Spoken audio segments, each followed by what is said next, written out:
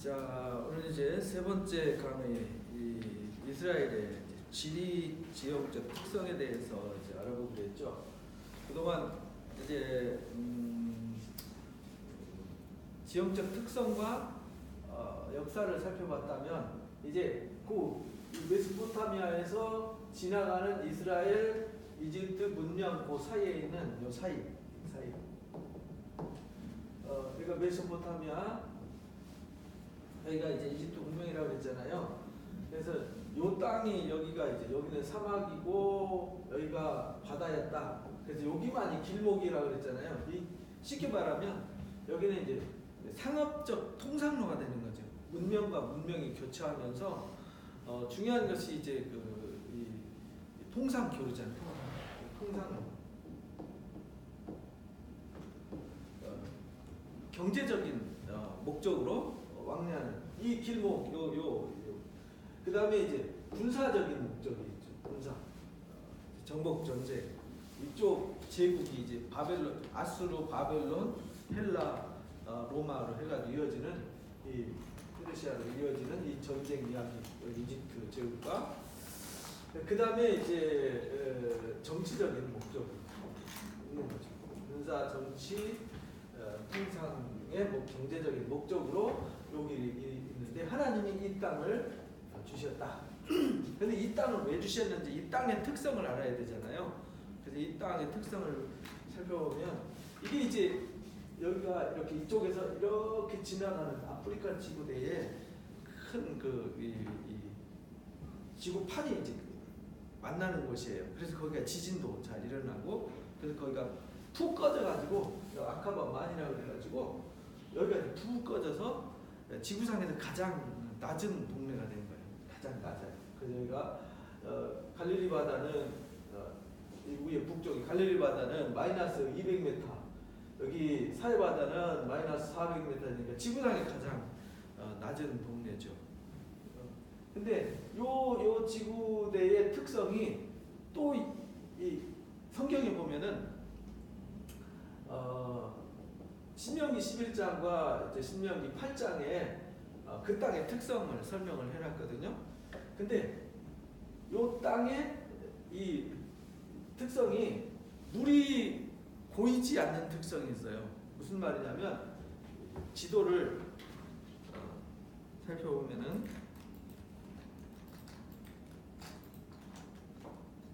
자, 이게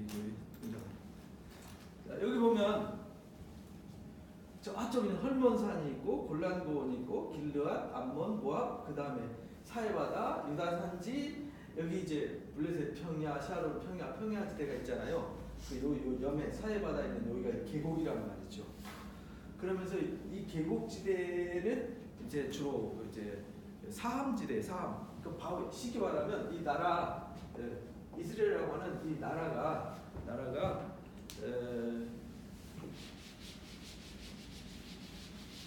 구성하고 있는 이 지질, 쉽게 말하면 지질이죠.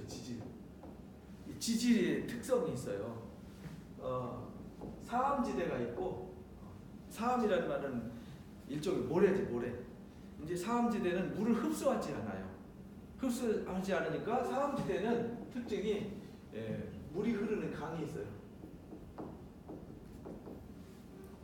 그리고 현무암 지대가 있어요. 현무암이 화산재를 말하는 거죠. 화산재. 제주도. 이 화산재가 굉장히 단단해요. 그래서 이 화산재가 있는데, 화산재의 특성은 단단한데 이게 이제 물이 흡수한다. 물이 지하로 흡수해요.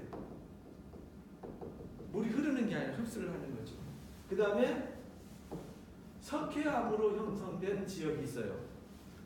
이건 역시 석회, 쉽게 말하면 우리 분필 있잖아요. 분필.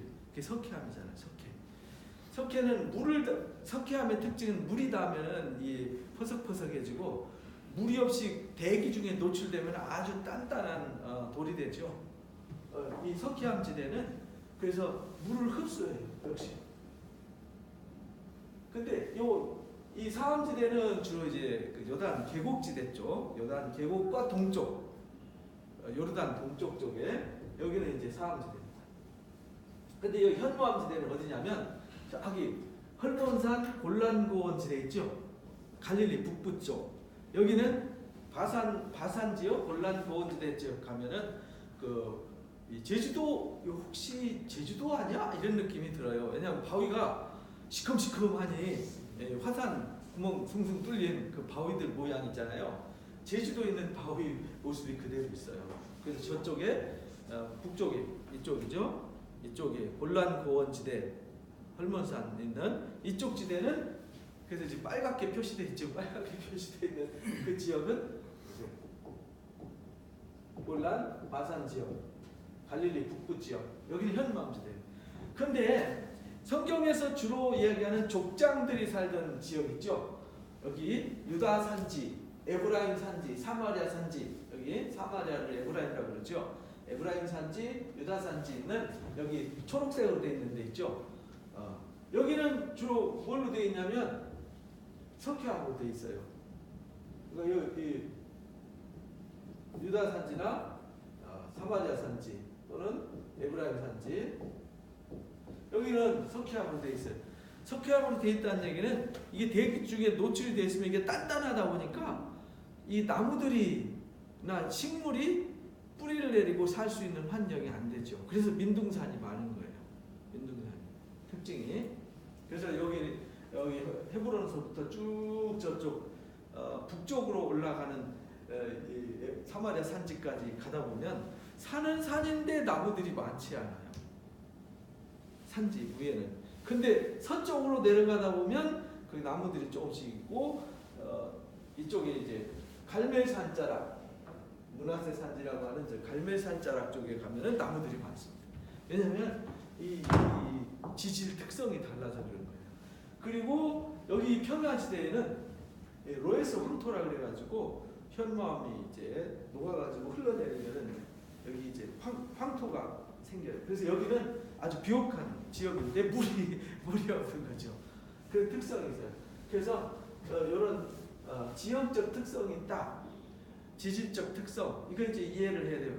안 그러면은 가가지고 건물만 보고 오고 아무것도 몰라요. 근데 성경에서 말할 때는 하나님은 이들이 삶이 이 이스라엘이라고 하는 사람들이 살아야 되는 삶의 터전을 주시는 거잖아요. 터전을 주시는데 주로 여기 현무암과 석회암이 있는 지역이니까 뭐가 없어요?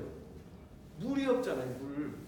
물이 없어요. 물을 다 흡수해버리고 그래서 신명기 11장에 보면은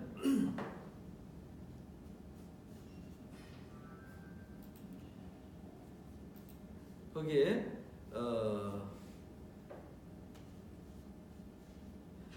여호와께서 너희 9절에 보면 여호와께서 너희의 조상들에게 맹세하여 그들과 그들의 후손에게 주리라 하신 땅 젖과 꿀이 흐르는 땅 거기서 너희가 장구할 거다.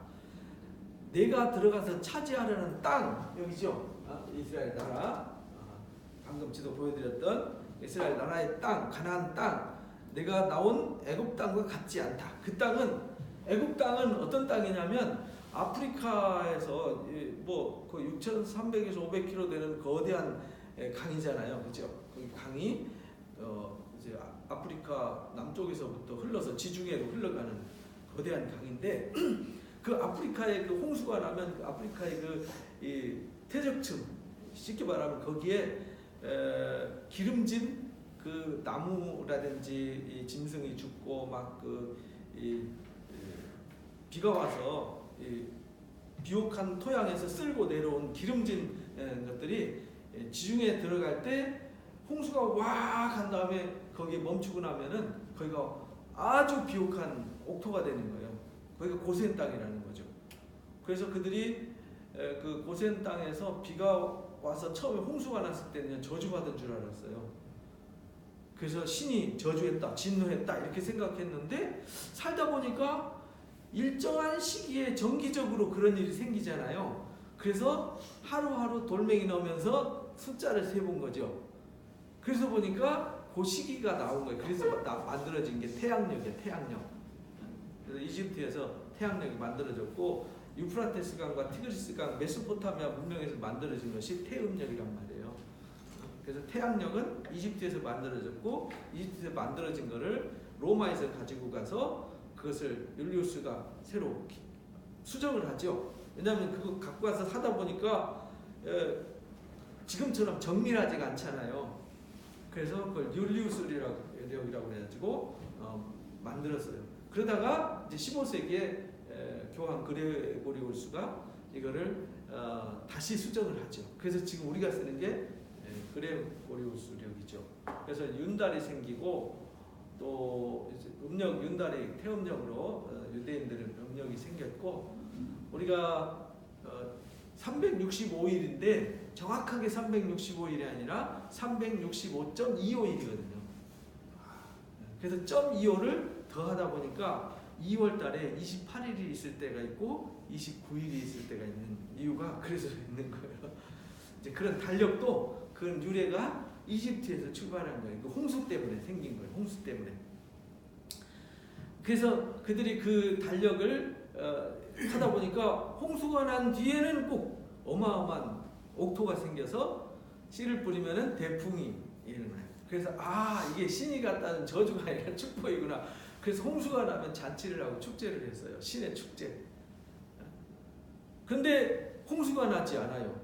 그게 신이 저주한 거였어요. 나일강신 하피가 화가 난 거예요. 그래서 좋은 땅을 물을 안 줘요. 그러면 그들은 아무것도 못 해먹죠. 그 이야기가 우리 창세기에 요셉 때 7년 흉년 이야기가 그래서 나온 겁니다. 7년 동안 아프리카에 비가 오지 않았어요. 그러니까 물이 내려올 일이 없잖아. 그 가무니까 농사를 못 짓고 아무것도 못 하는 거죠. 그런 얘기가 나오는 거죠. 다 성경, 지리 지형과 특성이 성경 이야기 속에 다 그대로 나오는 거예요.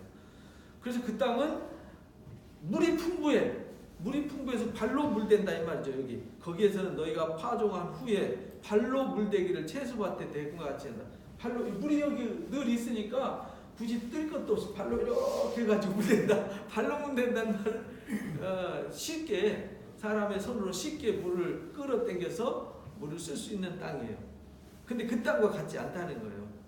애굽 땅과 같지 않다. 너희가 건너가서 차지할 땅은 산이 있고 골짜기가 있고 하늘에서 내리는 비를 뭐하는 땅?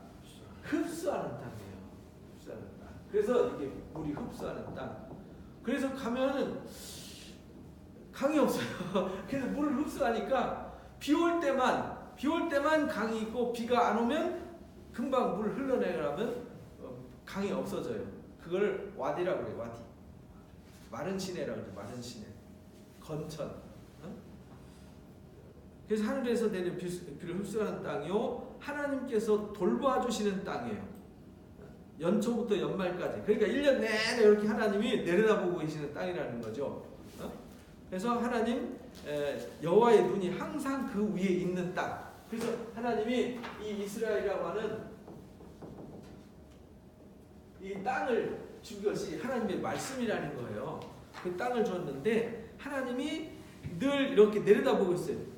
물을 흡수해버리니까 물이 없어. 그래서 13절에 보니까 오늘 너에게 명하는 내 명령을 너희가 청종하고 하나님의 말씀을 듣고 순종하느냐 안 하느냐 이게 그들이 삶의 기로에 놓이게 되는 거예요. 만일 청종하고 너희 하나님 여호와를 사랑해서 마음을 다하고 뜻을 다해서 하나님을 온전히 섬기면 너희의 땅에 이른 비와 늦은 비를 적당한 때에 내리셔서 너희가 곡식과 포도주와 기름을 얻게 한다. 가축을 위해서 들에 풀이 나게 하고 내가 먹고 배부르게 된다. 그런 땅이에요. 그래서 일부러 그 땅을 주신 거예요. 다른 땅 안 주고. 그래서 그 땅 자체가 하나님의 말씀을 순종하고 말씀으로 살지 않으면 안 되는 땅 이렇게 주신 거예요. 그래서 성경에 여러분들이 성경을 읽으면서 성경에 가뭄이 나온다, 기근이 나온다. 그럼 하나님 말씀 불순종해서 지금 하나님 앞에 혼나고 있구나 이렇게 보면 되는 거예요. 그래서 선지자들을 통해서 외칠 때 첫 번째 재앙을 외치는 게 가뭄과 기근이에요. 하나님 말씀을 떠나서 그들이 타락할 때 하나님이 징계하는 첫 번째 징계가 하늘 문을 닫아요. 비가 오지 않게 하는 거죠. 그래서 여기 16절부터 그러잖아요. 너희는 스스로 삼가라. 들어올 건데 마음에 미혹하여 돌이켜 다른 신을 섬기며 하나님을 떠나서 다른 신에게 절하면 하나님께서 진노하셔서 뭘 닫아요? 하늘을 닫아요. 하늘을 닫는다. 이게 하늘을 닫는다는 건 하늘이 뭐 이렇게 창문이 있어서 닫는 게 아니라 그때 당시에는 비가 하늘에서 내려올 때 하늘에 이렇게 창고를 열어서 비가 온다 이렇게 세계관이 우주관이 형성돼 있었어요. 그래서 그들은 그렇게 표현을 한 거죠.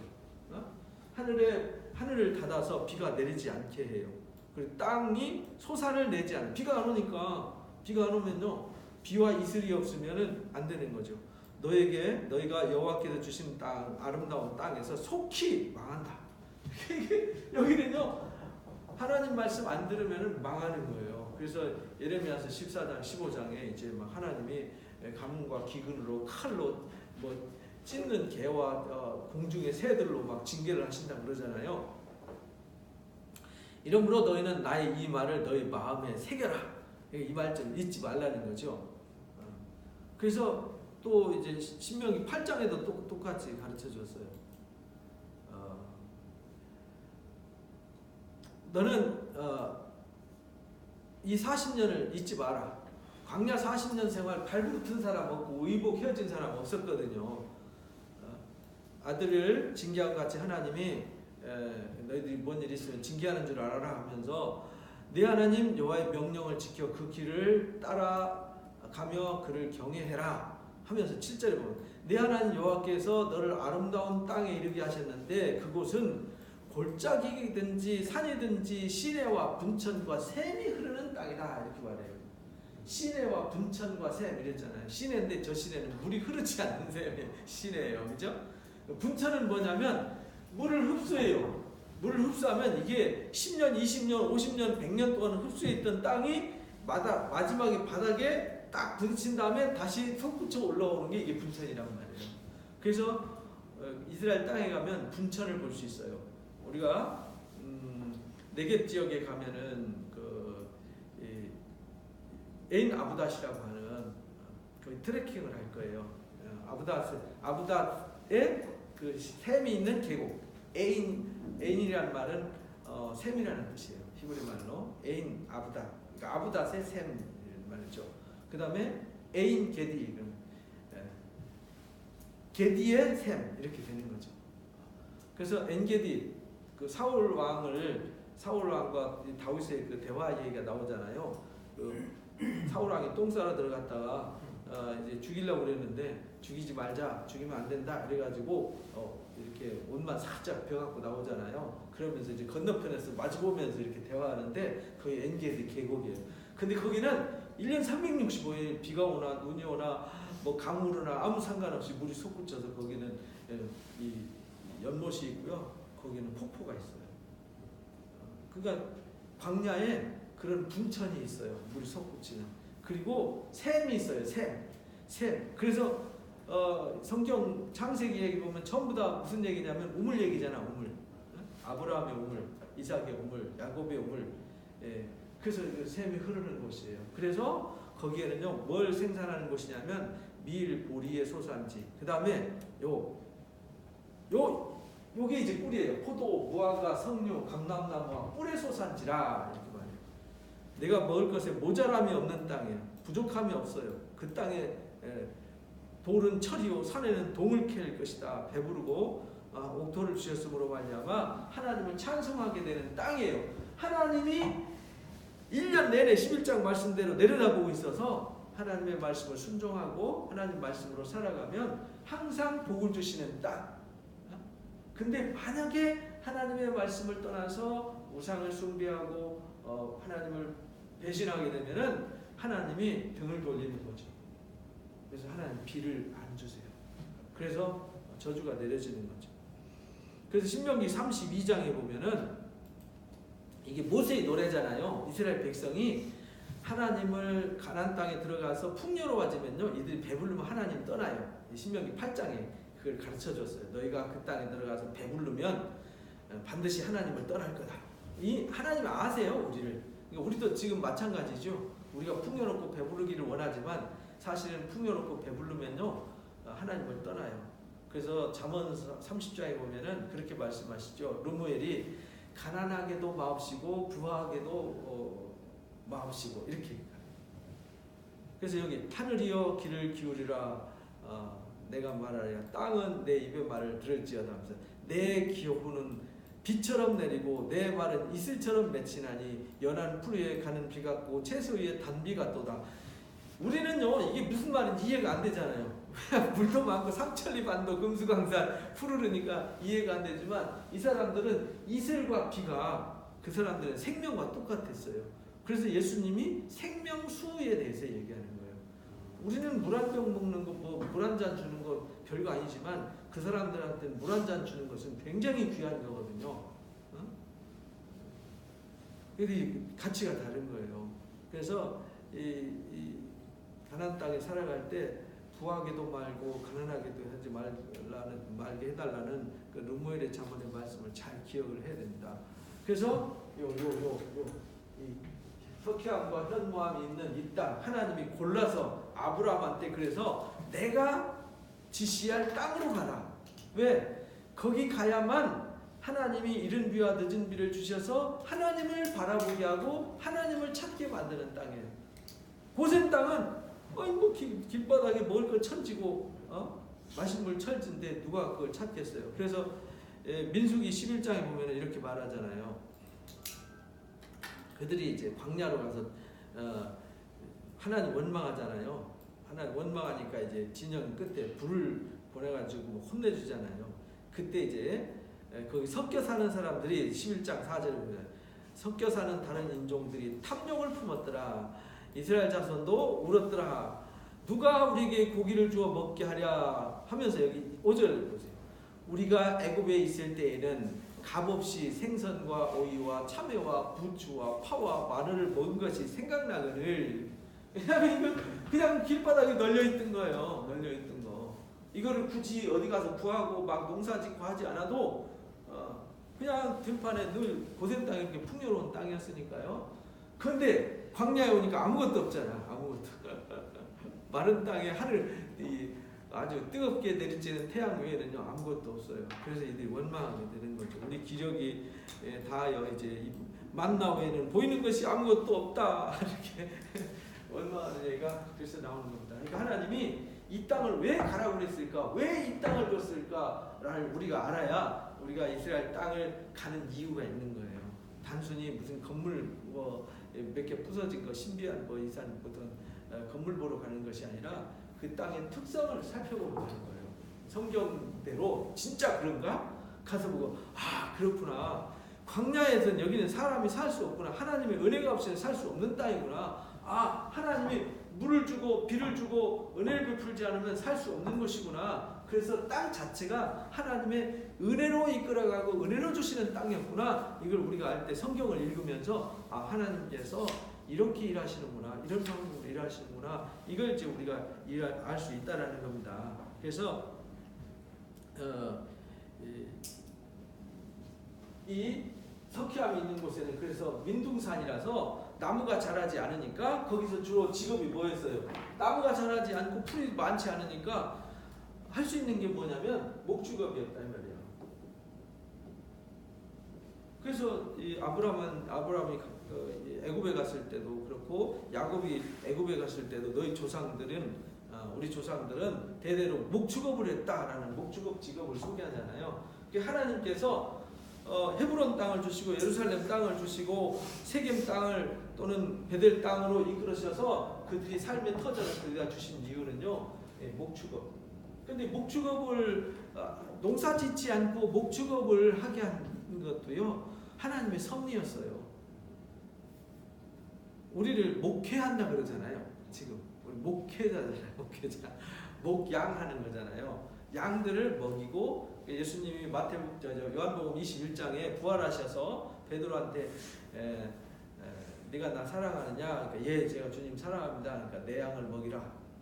내 양을 치라. 내 양을 먹이라. 이렇게 부탁하잖아요. 이게 우리도 목축업을 하고 있잖아요. 목축업. 근데 하나님의 양을 먹이고 돌보는 일. 이게 이제 결국은 다윗이 목동이었고 예수님도 이제 갈릴리 지방에서 목수의 일을 하셨지만 조상이 누구였어요? 아브라함이었잖아요. 베들레헴이 고향이었잖아요. 그래서 이 들판의 목자들한테 이제 또 천사들이 나타나서 예수님 탄생 소식을 알려요. 그래서 이 목축업이 본능적으로 하나님이 하시는 일을 나타내기 위한 과정이었다라고 보는 거죠. 그래서 예언서에 이렇게 에스겔서에 보면은 또 양에 대한 이야기를 하잖아요. 에스겔서 34장에 보면은 양을 치는 목자들이 자기만 먹어요. 양을 잡아먹고 자기만 배불러요. 그때 양도 못 됐어요. 하나님이 늘 푸른 초장으로 실만한 물가로 이끌어 주시는데 하나님 주시는 꼴을 우습게 여겨요. 그래서 양도 혼나고 목자도 혼나는 얘기가 나오잖아요. 그래서 이 목축업을 가지고 하나님 하시는 일을 설명을 하게 됩니다. 그러니까 우리가 이스라엘 땅 가는 거는 목적 자체가 단순히 뭐 이상한 건물 보고 뭐 역사 보러 가는 것이 아니라 하나님이 하시는 일을 내 눈으로 보고 확인하기 위해서 간다라는 거 잊지 마시고요. 우리가 지리 지형적 특성을 잘 알고 가야 된다. 그 다음에 거기 이제 땅이 여기 지도 보신 대로 땅이 이제 특성이 있어요. 이렇게 갈라져 있어요. 특성이 지역적 특성이 자 지우고요.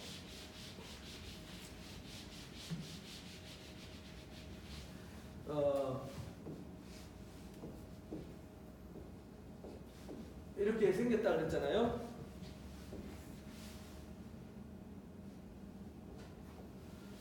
이렇게 생겼는데 이 땅을 구분할 수 있어야 돼요. 그래서 이제 지도 그리는 법. 다음 주부터 이제 이스라엘과 메소포타미아 지도 그리는 훈련을 해야 돼. 지도 그리고 지도를 구분하는 방법. 그 다음에 그 지도에 핵심 도시들이 있어요. 핵심 도시들 그거를 이제 그릴 수 있고 설명할 수 있어야 됩니다. 그래야 그 땅 가면 내가 어디쯤 왔는지, 어디 왔는지, 어떤 특성이 있는지를 알게 되는 거죠. 그래서 여기는 지중해잖아요. 지중해. 그 다음에 해변가에는 여기는 무슨 지대예요? 평야.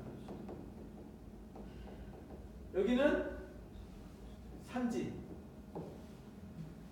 평야, 산지. 평야와 산지 사이에 그렇잖아요. 평야와 산지인데 이렇게 90도 각도로 딱 뭐 이렇게 산지 여기는 산지 여기는 평야 이렇게는 안 되잖아요. 지형이 어떻게 되냐면 평지 지중해에서 여기가 지중해예요. 지중해 바다에서 이렇게 오다가 이렇게 올라가서 여기가 산지가 되는 거잖아요. 그럼 요 지역을 구릉지라고 그래요. 여기를 구릉지. 성경에는 여기를 평지라고 번역을 되어 있어요. 평지 또는 구릉지. 이걸 이제 세펠라라고 그러죠. 세펠라. 여러분 지도 보면은 세펠라라고 되어 있어요. 평지, 구릉지. 그리고 여기가 산지란 말이죠. 산지. 그리고 산지에 내려가서 여기 계곡으로 뚝 떨어져요. 여기 계곡. 그 다음에 계곡 넘어 여기 트레스로단 지역. 그래서 여기가 산지. 산지 다음에 여기가 여기와 여기 사이에 여기 그 다음에 이 산지와 이 계곡 사이에 여기는 세펠라고 여기는 광야예요. 거기를 유다 산지 옆에 있다 그래서 유다 광야.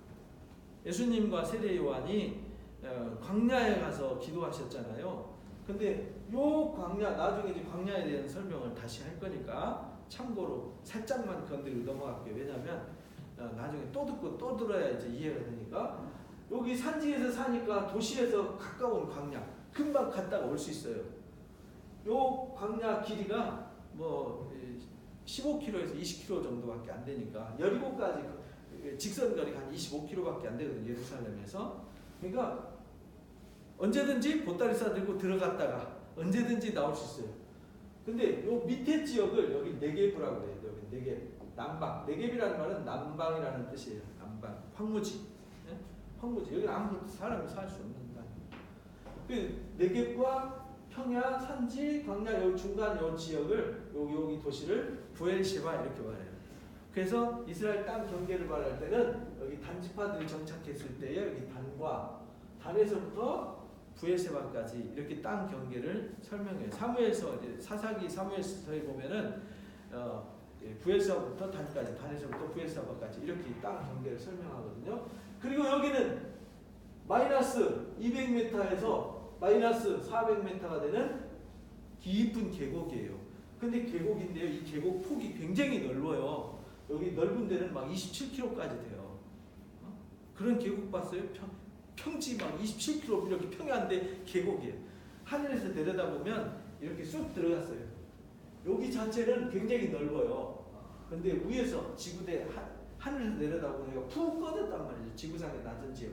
그래서 여기가 계곡이에요. 여기를 그래서 요단 계곡 또는 이쪽에 이제 아라바 계곡 이렇게 말해요. 아라바 계곡 또는 염곡, 사해바다 계곡 또는 요단강이 있는 요단 계곡 이렇게 말해요. 그래서 계곡지대. 그 다음에 여기 동쪽은 트랜스 요르단, 그러니까 요르단 동쪽 지역 이렇게 말해요. 그래서 여기 계곡지대. 그 다음에 여기 요르단, 트랜스 요르단, 요르단 동쪽이죠. 그러니까 이걸 구분할 수 있어야 돼. 그 다음에 여기가 이제 이렇게 산지가 이렇게 연결되거든요. 그 여기가 또 이제 평야예요, 평야. 그리고 여기가 갈릴리 북부 산지란 말이에요. 갈릴리 산지. 여기 갈릴리 이스라엘 평야. 그 다음에 여기가 이제 바산 지역. 여기 골란 지역. 바산 골란 지역. 그 다음 여기가 이제 헐몬산 있죠? 헐몬산. 우리나라 백두산이 상징이듯이 이스라엘은 산이 저 꼭대기 제일 높은 산 2,800m 정도 되는 헐몬산이 이 산의 제일 큰 높은 산의 상징이에요. 헐몬산, 백두산처럼. 그래서 여기가 헐몬산이 있고 헐몬산 밑에 갈릴리 산지와 바산 지역이 있어요. 그래서 여기서 이쪽은 레바논, 이쪽은 시리아, 이쪽은 요르단, 이쪽은 이스라엘 이렇게 돼 있어요. 헐몬산에서 내려다보면 4개의 나라가 동시에 연결되어 있어요. 북동쪽으로 시리아, 동쪽으로 요르단, 이 서쪽으로 레바논, 남쪽으로 이스라엘. 그래서 헐몬산이 굉장히 중요한 전략적 요충지죠. 그래서 우리 여기 가면 꼭 벤탈 전망대라고 하는 전망대에 가서 이렇게 그 유엔 시리아와 이렇게 마주보고 있는 우리로 말하면은 그 휴전선이죠. 휴전선 DMZ 지역 그걸 다시 볼 수 있습니다. 요 지형을 여러분들이 이제 그릴 수 있어야 돼요. 그리고 이해할 수 있어야 돼요. 그래서 요 유다 산지에 주로 살았잖아요. 여기에. 그래서 여기는 비를 흡수 하는 땅. 여기는 비가 없이는 살 수 없는 땅. 그래서 조상들이 여기서 사는 거죠. 그리고 이제 신약 시대 이야기는 요 갈릴리 산지 지역 이야기거든요. 그거 이제 다음에 이어서 같이 나누도록 하겠습니다. 그리고 산지적 특성이 있어요. 그래서 요 산지지적 특성 얘기는 다음 주에 조금 더 세밀하게 다루도록 하겠습니다. 한 번에 너무 진도 많이 나가면 이제 헷갈려요. 이제 헷갈려요. 그래서 이해가 되셨죠? 평야 산지와 평야 사이에 세펠라, 그 다음에 광야, 계곡, 요르단 지역, 그 다음에 네겝 지역, 그 다음에 갈릴리 산지 지역 이렇게 이제 크게 구분한다. 이걸 이제 이해를 하면 됩니다. 그 다음에 갈릴리 바다, 사해 바다 여기서 흐르는 단에서부터 흐른다. 그래서 야루라는 말이 이제 흐른다는 뜻이에요. 야이르 단에서부터 흐른다. 요르단 강이라는 말이 그래서 단에서부터 흐르는 강이 요르단 강이에요. 그렇게 해서 이 사해 바다는 물이 빠져나갈 데가 없어요. 그래서 물이 빠져나가지 못하니까 수증기가 다 증발하고 남은 물이 염도가 높아요. 보통 바다의 10배 정도. 일반 우리 바다 염분이 뭐 2몇 %에서 3.5% 요 사이 평균 3% 정도 되죠. 근데 여기는 한 30% 정도 돼요. 그러니까 부력이 엄청 세죠. 누면 뻥 하고 떠요. 풍선 물에다 놓은 것처럼 뻥 하고 떠요. 재밌습니다. 여기 가면 여기서 우리가 1박 하게 되는데 사회 체험을 하게 되죠. 4개 체험을 하게 되고요. 사회 체험, 광야 체험, 산지 체험, 여기 세펠라 체험, 평야 체험, 갈릴리 체험 다 합니다. 이게 5박 6일, 6박 7일 가지고는 다 못해요. 그래서 우리 10박 11일 아예 그냥 밑에서부터 꼭대기까지 풀코스로 가는 거예요. 풀코스로. 그러니까 참고하셔서 요 지도 또 올려드릴 테니까 보시면서 다시 한번 살펴보시기 바랍니다. 오늘 여기까지 하겠습니다. 고맙습니다. 수고했습니다.